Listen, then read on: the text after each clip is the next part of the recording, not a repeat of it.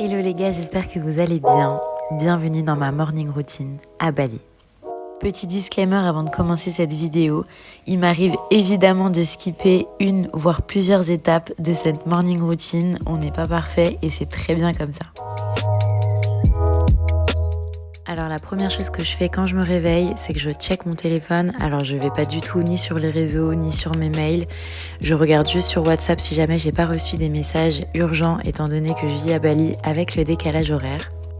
Ensuite, je vais dans la salle de bain, je me passe juste de l'eau bien fraîche sur le visage, ça m'aide à me réveiller.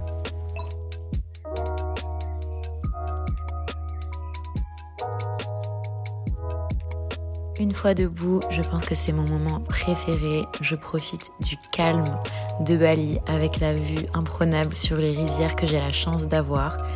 Et je prends un voire deux grands verres d'eau.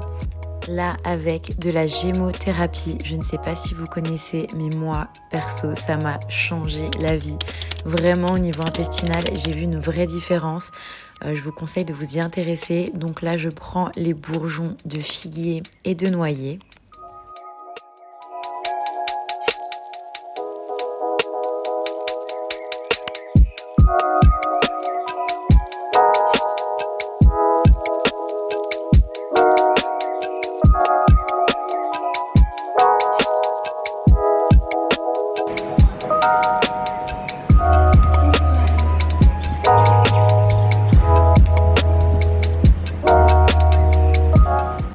Après avoir fait plein de câlins à Harry, je m'attaque à mon flow de yoga. Donc vraiment, c'est mon moment de la journée. J'en profite d'autant plus que je suis à Bali. Vraiment, quand j'étais à Paris, je vous avoue que c'était pas pareil. Donc là, j'en profite. Je vous laisse avec mon petit flow parce qu'on me l'a souvent demandé. Donc je vous le mets en intégralité. I don't see the pros, don't know the cons, forget the whys. Do you know why? Triggered inside this situation. Wonder if we maybe were mistaken. Don't wanna talk, don't wanna see, don't wanna feel it. What is left? I've been thinking about us and the things you say.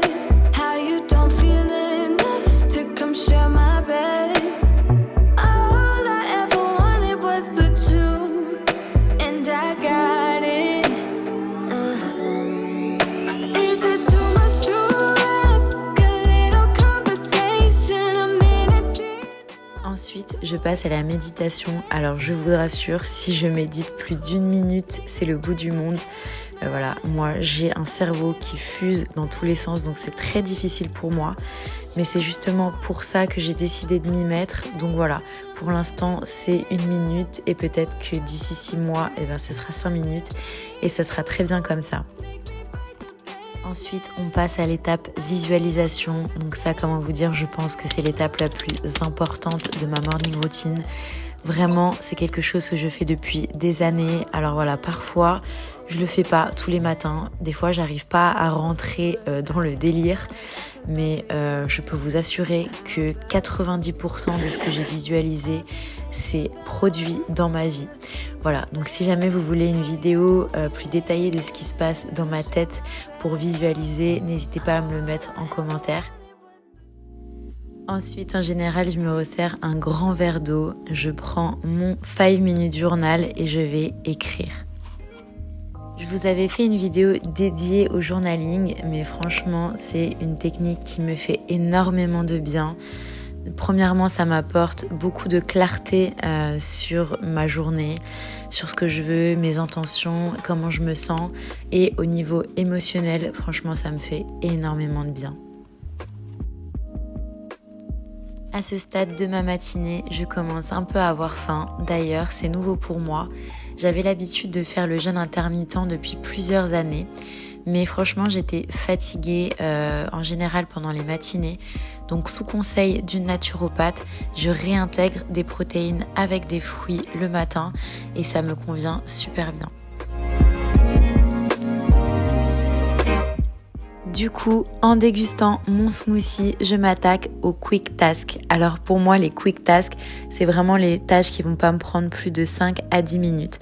En l'occurrence, pour moi, c'est répondre à mes DM Instagram, répondre à mes emails et surtout créer ma to-do de la journée. Ensuite, j'essaie vraiment de bouger mon corps tous les jours. Alors parfois c'est marcher, parfois c'est faire des gros leg day. Là en l'occurrence, je vais au Pilates. C'est vraiment une discipline que j'ai découvert il y a pas longtemps et vraiment j'adore.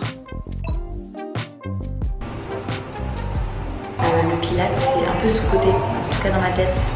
Je pensais pas que c'était dur comme ça. Une fois rentrée, je prends ma douche. Cette fois, je me lave les cheveux. J'essaye de le faire maximum 2 à 3 fois par semaine depuis que je suis à Bali. Mais sinon, à Paris, je me lavais les cheveux 1 fois par semaine. Ensuite, je passe à ma skincare. Donc le matin, c'est assez rapide. Autant le soir, j'aime prendre mon temps et utiliser mon gua sha. Le matin, j'utilise juste un sérum antioxydant et un sérum hydratant à l'acide hyaluronique et j'utilise plus de crème hydratante parce que sinon ça me fait des boutons, je remarque avec la chaleur de Bali, mais j'utilise juste une crème avec un SPF 50.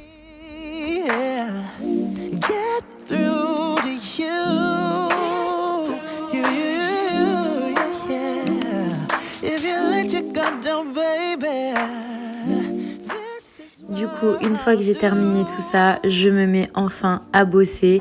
Donc là, je commence à travailler de chez moi, mais des fois, je vais dans un café directement, ça dépend des jours. Merci beaucoup d'avoir regardé cette vidéo. Encore une fois, vraiment ne vous fiez pas à toutes les morning routines que vous pouvez trouver sur YouTube. Moi, cette morning routine, j'ai mis du temps à la créer. C'est vraiment des étapes qui me font du bien. C'était vraiment le disclaimer de fin.